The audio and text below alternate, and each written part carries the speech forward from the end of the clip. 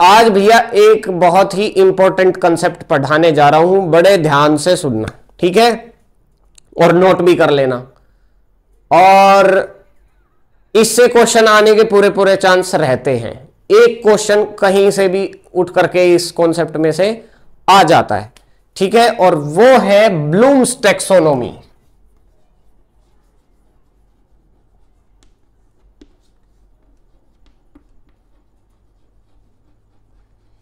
यही एकमात्र चीज है जो ज्यादातर स्टूडेंट्स को सेल्फ स्टडी करते वक्त समझ में नहीं आती। यानी कि विदाउट कोचिंग यदि कोई स्टूडेंट पढ़ रहा है तो जल्दी से उसको यह बात समझ में नहीं आती कि भैया ये ब्लूम टैक्सोनॉमी क्या है। बाकी चीजें तो चलो फिर भी ग्रास्प कर लेते हैं, बट क्योंकि साइकोलॉजी का थोड़ा सा पार्ट है इसलिए थोड़ा सा समझने में परेशानी होती है। और आज हम आपको ऐसा समझा देंगे कि बस याद रहेगा, आज भी याद रहेगा, आगे भी याद रहेगा, ठीक है। तो ब्लूम की टैक्सोनॉमी या Bloom's classification of teaching and instructional objectives, तो ये किस चीज की क्लासिफिकेशन है भाई? टीचिंग और इंस्ट्रक्शनल ऑब्जेक्टिव्स की। Teaching and instructional objectives. अब ये टीचिंग का मतलब तो हर कोई जान गया है, राइट, बट इंस्ट्रक्शनल ऑब्जेक्टिव्स क्या होते हैं? तो इंस्ट्रक्शनल ऑब्जेक्टिव्स वो होते हैं जब आप पढ़ाते हो, इंस्ट्रक्शंस देते हो, तो कुछ उद्देश्य आप पहले से लेकर के चलते हो, प्री प्लानिंग करके चलते हो, तो उनको क्या बोलते हैं? Instructional objectives. अब टैक्सोनॉमी का मतलब क्या है? टैक्सोनॉमी का सिंपल सा मतलब है कि हम किसी चीज को ग्रुप्स में डिवाइड कर दें। किस में डिवाइड कर दें?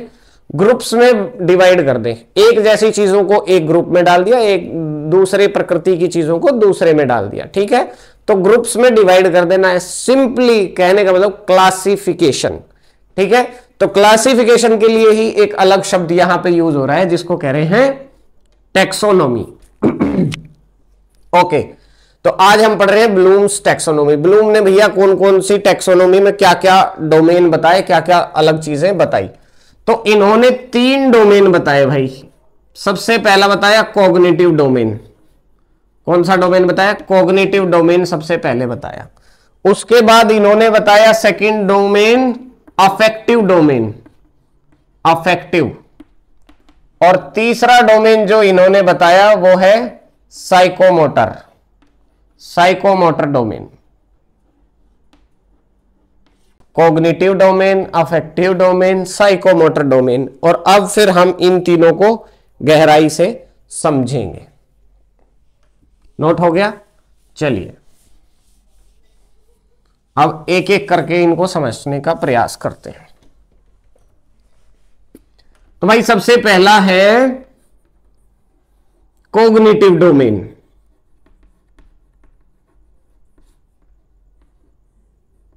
Cognitive domain. कॉग्निशन का मतलब होता है थिंकिंग, ठीक। आप कैसे किसी चीज को थिंक करते हो, कैसे सोचते हो, कैसे आपका दिमाग चलता है, मेमोरी को कैसे आप रिकॉल करते हो, यानी कि कोई चीज आपको याद आती है तो वो कैसे आती है, ठीक है। तो ये सारी चीजें किस में आती हैं? कॉग्निशन का पार्ट होती हैं, ठीक है। कॉग्निटिव डोमेन, तो कॉग्निटिव डोमेन में क्या चीजें आएंगी? It is related to the development of intellectual capabilities, यानी कि आपकी इंटेलेक्चुअल कैपेबिलिटीज को कैसे डेवलप किया जाए, लर्नर की जो इंटेलेक्चुअल कैपेसिटी है उसको इनहेंस कैसे किया जाए। यह बात कहां पढ़ने को मिलेगी? कॉग्निटिव डोमेन में जानने को मिलेगी। ओके, तो कॉग्निटिव डोमेन या कोई भी डोमेन हो, हर डोमेन के उन्होंने कुछ स्टेप्स बताए। बोले कि कॉग्निशन के लिए भी भैया स्टेप्स है।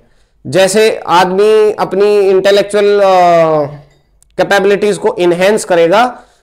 सो जनरली हम क्या सोचते हैं कि बस ऐसे ही पढ़ाया और वो चीज दिमाग में आ गई, है ना।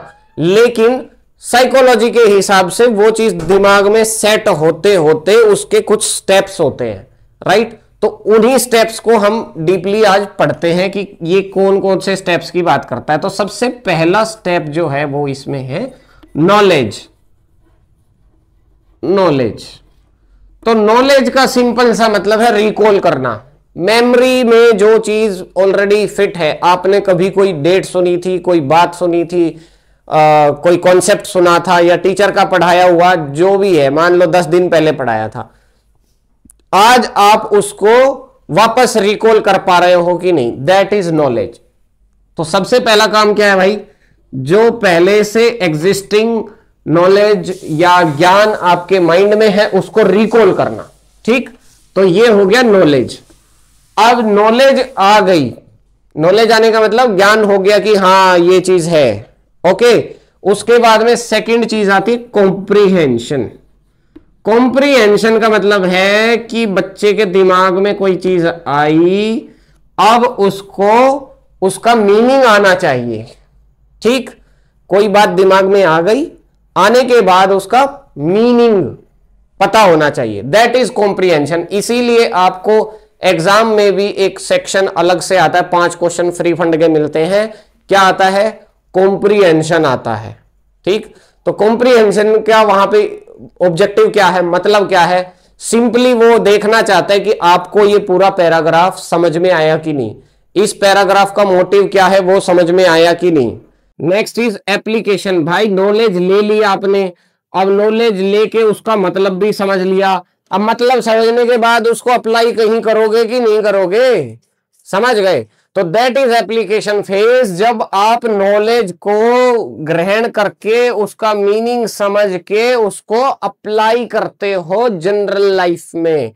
ठीक है, तो दैट इज व्हाट एप्लीकेशन, यानी कि एब्स्ट्रैक्ट नॉलेज इनटू प्रैक्टिस। जो नॉलेज आपने ली है उसको प्रैक्टिस में ले आना, व्यवहार में ले आना। अगला स्टेप होता है एनालिसिस। आपने अप्लाई करके देखा, अप्लाई करने के बाद उसको एनालाइज भी तो करोगे, सही है गलत है क्या है, या उसको टुकड़ों में तोड़ के देखना। ठीक है, जैसे मैंने आपको पहले भी बताया था कि एक कोई बड़ी नॉलेज है उसको छोटे छोटे पार्ट्स में तोड़ करके, कॉम्प्लेक्स नॉलेज को सिंपल बनाने के लिए छोटे छोटे पार्ट्स में तोड़ लेते हैं, that is what analysis. Analysis के बाद नेक्स्ट स्टेप आता है सिंथेसिस। तो ये बात भी आप लोग हमेशा याद रखेंगे कि जनरली क्या होता है, एनालिसिस पहले आएगा, सिंथेसिस बाद में आएगा। सिंथेसिस क्या होता है, जब आपने टुकड़ों में तोड़ के देखा तो समझने के बाद आप वापस जोड़ते भी तो हो, फिर से दिमाग को वहीं लेकर के जाते हो जहां से शुरू हुए थे। फॉर एग्जाम्पल मैं आप लोगों को अभी ये स्टेप सिखा रहा हूं, 1 2 3 4 5, ये स्टेप्स बता दिए। स्टेप्स बताने के बाद मैं लास्ट में वापस भी तो बताऊंगा ना आप लोगों को कि हम कॉग्निटिव डोमेन पढ़ रहे थे, फिर नेक्स्ट डोमेन पे चलेंगे, राइट। तो ऐसा नहीं है कि कॉग्निटिव डोमेन बताया फिर उसके पार्ट्स बताए, पार्ट्स बता रहा हूं तो दिस इज एनालिसिस, लेकिन लास्ट में मैं रीकैप भी करूंगा ना, वापस आपको कॉग्निटिव डोमेन पे लेके जाऊंगा, दैट इज व्हाट सिंथेसिस। बात समझ में आ गई। तो एनालिसिस, सिंथेसिस, और उसके बाद जो लास्ट स्टेप है 6th step, that is evaluation. Evaluation, evaluation का मतलब समझे, प्रोज एंड कॉन्स। आपने जो नॉलेज ग्रहण करी वो कितनी सही है, कितनी गलत है, कैसी है, उसके बारे में पूरा इवैल्यूएशन करना, उसमें से कितना रिटेन रखना है, कितना नहीं रखना है, यानी कि जजमेंट देना है ना, कोई निर्णय रखना कि हाँ ये सही है ये गलत है, इस टाइप की जो बात आपके मन में आती है। ठीक है, तो ये लास्ट में क्या होता है इसका evaluation, about the value of methods and practices, right. चलिए बात समझ में आई। तो ये स्टेप है 6 कॉग्निटिव डोमेन के। सबसे पहले नॉलेज, यानी कि रिकॉल करना, याद करना, या मेमोरी में चीज को बिठा लेना। ठीक, ज्ञान दिया आपने, बच्चे ने उसको मेमोरी में ले लिया, दैट इज नॉलेज। ग्रहण कर लिया नॉलेज को, ग्रहण करने के बाद उसको उसका मतलब समझ में आना चाहिए। जब मतलब समझ में आ गया तो उसको वो अप्लाई करके देखेगा। जैसे आपने कोई फार्मूला बताया तो फॉर्मूला उसने याद किया, फिर उसने फॉर्मूले का मतलब समझा, फिर उसने उससे क्वेश्चन निकाल के देखा। अब क्या करेगा वो एनालिसिस। एनालिसिस होता है कि वो अलग क्वेश्चंस पे भी अप्लाई करके देखेगा, राइट। छोटे छोटे पार्ट्स में तोड़ना है, इसका मतलब वो 10 क्वेश्चंस पे अप्लाई करके देखेगा। देखने के बाद उसको पक्का हो जाएगा कि ये बात जो है, ये फॉर्मूला बिल्कुल सही बैठ रहा है। तो that is what synthesis. And last में क्या आ जाएगा, इवेल्युएशन, यानी कि उसका निचोड़ क्या है। ठीक है, तो ऐसे होती है भाई कोई भी नॉलेज दिमाग में सेट, आप कैसे नॉलेज को ग्रहण करते हो, these are the steps, right. तो ये हो गया आपका कॉग्निटिव डोमेन।